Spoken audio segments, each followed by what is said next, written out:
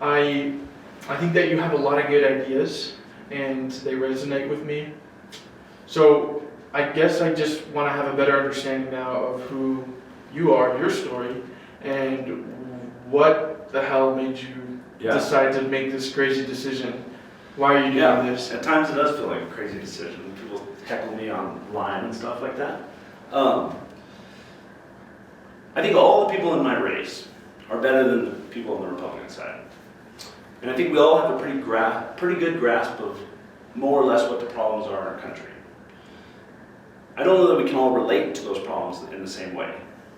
I come from a middle-class family where we struggled. We lost a home when the economy crashed in Houston, Texas in the early 1980s. And my dad had a fleet of ice cream trucks that went around to job sites and sold ice cream and candy and sodas. And I saw the devastation of that. But one thing we always had is a family that loved each other and stayed together. And I was so little, I didn't even understand the financial problems until I got older. And then in the mid-90s, I saw the economy rebound, and my dad started a new business that he was actually able to sell after years of success. My personal life, I started a business from scratch in 2004 with not a lot of money, not a lot of resources, and really no blueprint for success. And it was a struggle. I had a company much bigger than me stiff me for 90 grand. And I spent 10 grand taking that company to court to never get anything more than a judgment, which resulted in nothing. So I was on the verge of bankruptcy and homelessness. A few years later, when I started to be successful, I realized how hard it is to escape the poverty. It's generational.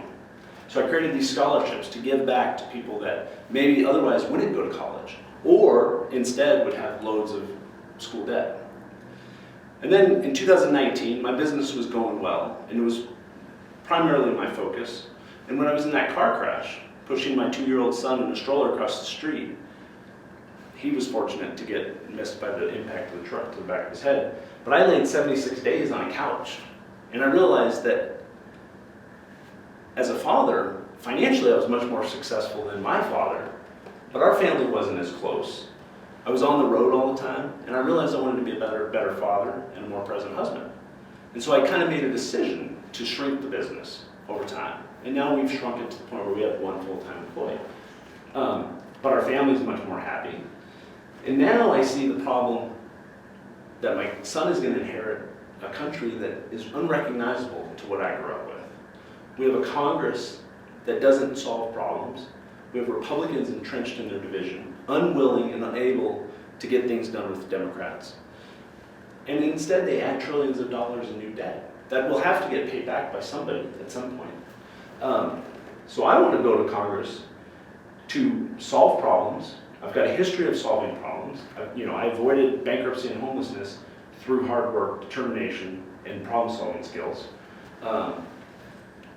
I have no doubt that I'll be able to do this job if elected.